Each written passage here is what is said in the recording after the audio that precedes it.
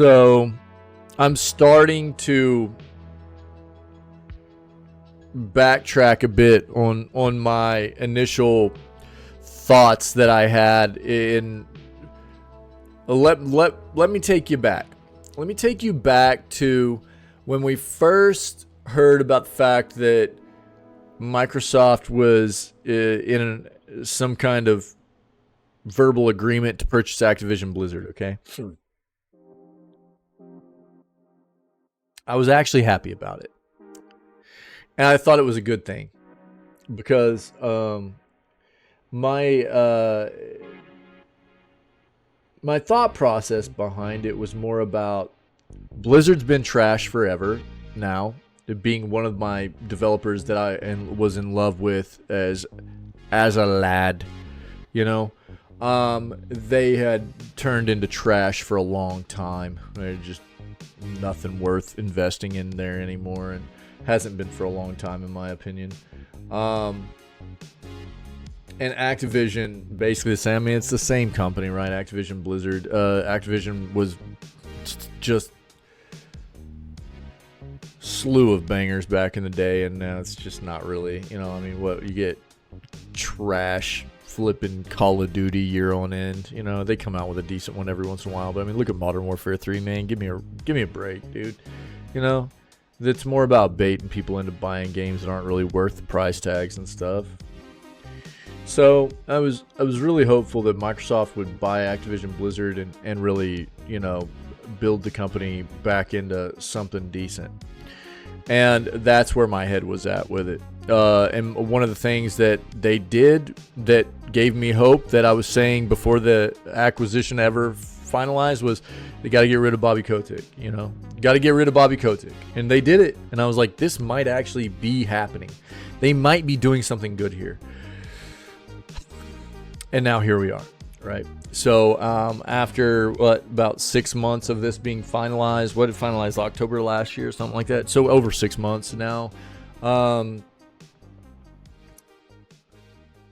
We're seeing the fallout, I guess, of what has happened, and what the FTC was trying to apparently warn us of would be the result of the acquisition of Activision Blizzard by Microsoft. Which is the lesser of two evils? You know, it's hard to determine at this point. There hasn't been a lot of time here yet after the finalizing of the acquisition, but there was always concern from a lot of people, and I'm not gonna say there wasn't concern for me on my part either. I was just hopeful that it would be better in the long run, and this feels bad. Okay, I've already been covering the Game Pass price hike stuff. It's not just a price hike. They've been already adjusting their tiers of their Game Pass. They've added a new one. They've adjusted them. They've raised prices again after raising prices last year. I think here's my initial inkling about what's happening. Their subscriber base has plateaued. I think subscriber base is probably plateaued. I haven't looked at the numbers, but this is going to be my inkling. Subscriber base has plateaued. They're not pulling in the subscribers they used to. And so, therefore, their marketing ploys and gimmicks in trying to get as many people bought into the service from the initial, implementation of it up until now is kind of over. And now what they're trying to do is take advantage of the people that have been sold on the subscription service. So this is kind of a tried and true gimmick or ploy of the way subscription services as a whole work in the entertainment industry. You try and present a very, very nice service for consumers at a great price point, give them a great quality of life to begin with. You want as much subscriber base as possible, right? Then what happens? After those numbers quit climbing and they kind of level off, and you're not seeing a lot of people come into the service anymore, what do? They add more tiers, and they'll do things like, well, you can get our lowest tier now, but we're adding ads to it. So everybody that was there, everybody that was already a subscriber, now you're going to be on the lowest tier. It's going to be the same price. You're going to be on the lowest tier, and you're going to have ads. Or you can pay $5 a month right now, and and go adless, right? And this is the same kind of stuff we're seeing happen, not necessarily with the ad space stuff, but it's coming. Mark my words, dude, it's coming for the gaming stuff too. The ad space stuff is, but the tiers are already changing for Game Pass, right? They've added a new tier, and what are they doing? They're taking away the day one proprietary games, day one first party games from Xbox. And what's funny is they're taking them away from the lowest 2 tiers for the Xbox console players, which this is literally called Xbox Game Pass. And they're slapping their console players in the face. The lowest 2 tiers, right? No day one releases. If I remember correctly, no day one releases for the lowest 2 tiers. If you want day one releases, you have to have Ultimate now, right? I'm pretty sure. Unless you're on PC. Weirdly enough, PC went up by $2, but nothing changed. PC Game Pass players still get day one releases.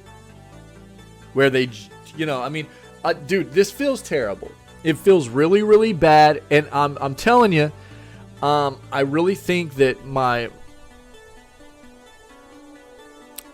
kind of thought process here about what's going down with Microsoft, Xbox, and Game Pass is quite close, if not right on the dot, about what's going on here. They've plateaued in the subscriber base. It's time to start taking advantage of the people that they've sold on the subscription service. I truly feel that way. It feels terrible. It feels terrible. But we've seen it time and time again, and this is the initial, kind of way it happens, man.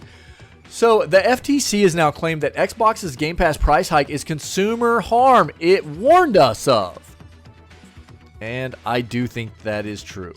The agency is continuing to fight Microsoft's purchase of Activision Blizzard in retro. They're retro fighting it, unfortunately.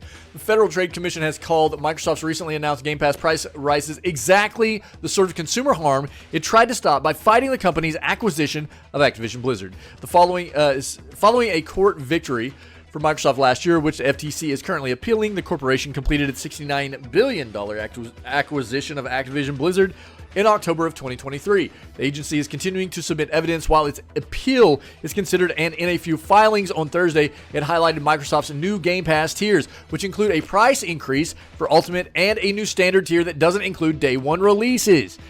Product degradation, removing the most valuable games from Microsoft's new service, combined with price increases for existing users, is exactly the sort of consumer harm from the merger the FTC has alleged. It wrote, Microsoft's price increases and product degradation, combined with Microsoft's reduced investments in output and product quality via employee layoffs, are the hallmarks of a firm exercising market power post-merger. The FTC's letter goes on to note that Microsoft's price increases coincide with adding Call of Duty to Game Pass. I noted this a couple days ago as well. Most expensive tier, and discontinuing the console tier will happen shortly before releasing COD's newest game. It notes that Microsoft promised that the acquisition would benefit consumers by making Call of Duty available on Microsoft's Game Pass on the day it is released on console, with no price point increase for the service based on the acquisition. The agency concludes by claiming that Microsoft's post-merger actions vindicate its earlier skepticism of promises it made regarding Game Pass. Previously, the FTC alleged that Microsoft's decision to make mass layoffs earlier this year contradicted previous statements it made in court about how it planned to run the Xbox business if it acquired Activision Blizzard. Microsoft's lawyers later responded to the FTC's claim, saying its factual assertions are incomplete and misleading. I don't know about that. From this month, Xbox's top Gaming Pass Ultimate tier will increase in price to $20 from $18 or $17, right? Yeah, to $20 from $17, I think it was. So $3 more after it had already gone up to $17 from $15 last year. So from last year to now, basically a $5 increase for Ultimate, right?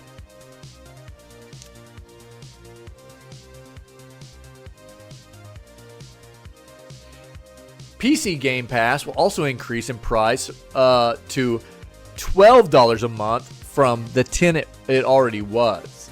Significantly, Microsoft has retired its Xbox Game Pass for the console tier for new users, soon to be replaced with a new $15 standard tier, which will include access to a back catalog of games and online play, but no day one releases or cloud gaming.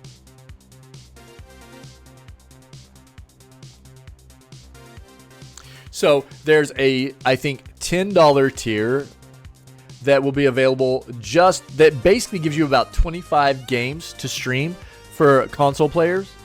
It gives you online access, no day one releases, no cloud gaming, and an access of roughly 25 games for streaming. Then there's the $15 tier, which is the new standard tier, which gives you their catalog of streamed games aside from no day one releases or cloud gaming and online gameplay. And let me tell you this, the online, giving people online access, I've talked about this a lot here lately. Console players making people that have already bought into their hardware and their platform, charging them a subscription service to play online is scam. You're getting scammed. You don't see this on the PC side of things most often. You know, it's not a necessity. They're doing this to kind of rip you off. Okay? People are like, well, they need to have money to support their servers and stuff. Dude, you paid them money for the hardware. You paid them money for the hardware, you know, stuff like that. You don't need to be doing this to get online play, you know, to play with your friends. They're charging you a lot of money each month to play games online. PC side, like, get on Steam. Do you pay each month to play on Steam? No. You can start an account on Steam on PC. You don't have to pay for a single game, I don't think. You can just play free-to-play games, play online. You don't have to pay anything. Same thing with Epic. Same thing with GOG. You know, most online platforms, there's no monthly charge. Now, obviously, there are MMO games, just like on console, that you might have to pay a monthly subscription to, like WoW or, you know, Elder Scrolls Online or Final Fantasy 14 or something like that. But that's a little bit different, right? A platform itself for PC, you know, this is the quality of life I talk about a lot. I mean, you're getting scammed on the console side of things, and Microsoft is no exception to the rule.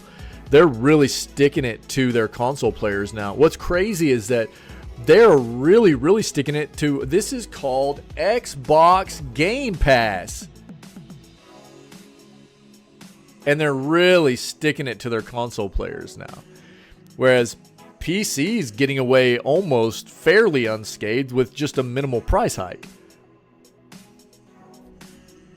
Weirdly enough. Dude. I understand. Let me say something. I just, you know, gaming as a whole, I want people to just have fun. Enjoy gaming. I'm not going to throw shade at anybody that's a gamer for playing games on whatever platform you enjoy, okay? I understand it. And being somebody that grew up playing on consoles and PC and basically everything, I've basically voided myself from playing on most consoles anymore because it's gotten so disgustingly, you know, just, it's not consumer friendly anymore at all. They want to make you double and triple dip for games. You know, they know backwards forwards compatibility. There's, you know, they want to do stuff where you have to pay to play online. It's crazy, the kinds of stuff they do to consumers. So I can't implore people enough to just take a look at converting to PC gaming. And people go, yeah, but the entry point's higher. It's not as high as it used to be. There are a lot of devices out there now, like take the Steam Deck, for example. Steam Deck is very, very similar to the Switch at a kind of similar price point. They get you into PC gaming. You can dock it, play it on TVs, stuff like that. I mean, you know, a lot of these handheld gaming devices for PC now give you the same quality of life that something like the Switch does. And I think it's a great thing for PC to have these kinds of devices to get people in at a different price point and give people this, I think, a much better quality of life for gaming than console does. I know it's hard. I know it's hard when you've bought into a platform for long. Look, man, I played PlayStation for, I've got the first 3 generations, you know, but I stepped away. And Xbox, I was in there for a little bit too. I'm still part of Nintendo. It's hard to get away from some of it. I understand it, but in large part, I think PC is where it's at, man. You don't get taken advantage of in nearly the fashion, in my opinion, that you do on console. I just ask people to consider it. I just want a healthier place for all of us, and a lot of people I feel like are getting scammed, man, on the console side of things.